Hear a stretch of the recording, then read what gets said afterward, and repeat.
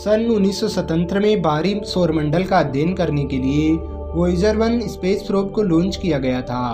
Voyager 1 और Voyager 2 space flight के इतिहास में सबसे लंबे समय तक चलने वाले अंतरिक्ष यान हैं।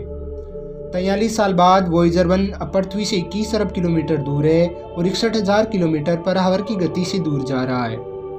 वॉयेजर 1 पृथ्वी से सबसे दूर मानव निर्मित वस्तु होने के बावजूद हम अभी भी इसके साथ नियमित रूप से संचार करने में सक्षम हैं। लेकिन इससे पहले कि हम इसके साथ संचार को दें, ये कितनी दूर जा सकता है? क्या आपने कभी इसके बारे में सोचा है? इसका उत्तर देने के लिए हमें यह जानना होगा कि वॉयेजर 1 कैसे 21 अरब किलोमीटर दूर से डेटा प्राप्त करता है और भेजता है। रेडियो तरंगों का उपयोग करके पृथ्वी से वॉयेजर 1 तक 20 किलोवाट घंटा का सिग्नल प्रेषित किया जाता है। सिग्नल को स्पेस प्रोब तक पहुंचने में लगभग 20 घंटे का समय लगता है, जहां एक संवेदनशील एंटीना सिग्नल को पकड़ता है।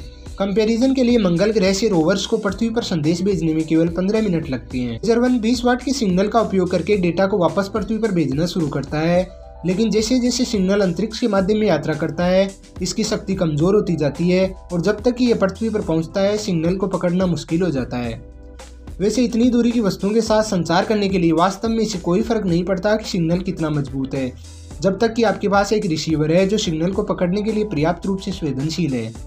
वॉयेजर 1 के साथ संचार करने के लिए नासा डीप स्पेस नेटवर्क का उपयोग करती है, जिसमें 3 एंटीना कॉम्प्लेक्स हैं जो समान रूप से पृथ्वी के चारों ओर स्थित है। प्रत्येक कॉम्प्लेक्स में एक विशाल 17 मीटर एंटीना के साथ कई 34 मीटर एंटीना हैं, जिन्हें स्टैंडर्ड FM रेडियो सिग्नलों से हजारों गुना कमजोर सिग्नलों को पकड़ने के लिए लगाया गया है। डीप स्पेस नेटवर्क वॉयेजर 1 के कमजोर संकेतों को सुनने के लिए हर दिन कई घंटे लगाता है, जिस कारण वॉयेजर 1 का आज तक हमारे साथ संचार जारी है। चूँकि पिछले 50 वर्षों में संकेतों को प्राप्त करने के हमारे तरीकों में काफ़ी सुधार हुआ है, इस पर वास्तव में कोई सीमा नहीं है कि हम अंतरिक्ष में वस्तुओं के साथ कितनी दूर तक संचार कर सकते हैं। हमारी वर्तमान तकनीक के साथ जब तक कि हमारे रिसीवर बेहद कमज़ोर संकेतों को लेने के लिए संवेदनशील और सटीक है, हम उन वस्तुओं के साथ मजबूती से कम्युनिकेट कर पाते हैं जो हमसे कई प्रकाश वर्ष दूर है। जैसे जैसे वॉयेजर पृथ्वी से और दूर जाता है, सिग्नल भेजने और प्राप्त करने में अधिक समय लगता है, साथ ही सिग्नल की शक्ति कमज़ोर हो जाती है और डेटा दरें भी धीमी पड़ जाती है, जिससे वॉयेजर के साथ संचार करना कठिन और कठिन होता जा रहा है। वॉयेजर 1 अपनी यात्रा अनिश्चित काल तक जारी रखेगा और तकनीकी रूप से इसकी कोई सीमा नहीं है कि हम कितनी दूरी तक संचार कर सकते हैं। परंतु वॉयेजर के साथ हमारे संचार में केवल कुछ वर्ष शेष हैं। चूँकि वॉयेजर 1 परमाणु ऊर्जा से संचालित है, इसलिए इसकी विद्युत शक्ति हर दिन कमज़ोर होती जा रही है। 1990 में बिजली बचाने के लिए वॉयेजर द्वारा प्रसिद्ध पेल ब्लू डॉट तस्वीर लेने के बाद इंजीनियरों ने अंतरिक्ष यान के कैमरे को बंद कर दिया, जिसने अंतरिक्ष के अंधेरे के खिलाफ पृथ्वी को एक छोटे नीले पिक्सल के रूप में दिखाया था। आज वॉयेजर 1 पर 11 वैज्ञानिक उपकरणों में से केवल 4 ही सक्रिय हैं। इन उपकरणों का उपयोग हमारे सौरमंडल के बाहर चुंबकीय क्षेत्रों, सौर हवाओं और कॉस्मिक किरणों का डेटा एकत्रित करने के लिए किया जा रहा है।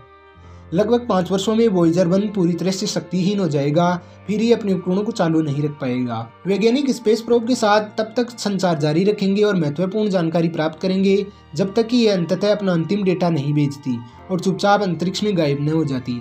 फिर इसे कभी नहीं सुना जाएगा। भले ही वॉयेजर स्पेस प्रोब अपने अंत के निकट है, परंतु हम उसकी अविश्वसनीय यात्रा और उसके द्वारा हमें सिखाए गए मूल्यवान विज्ञान की सराहना कर सकते हैं। Thanks for watching. Have a nice day.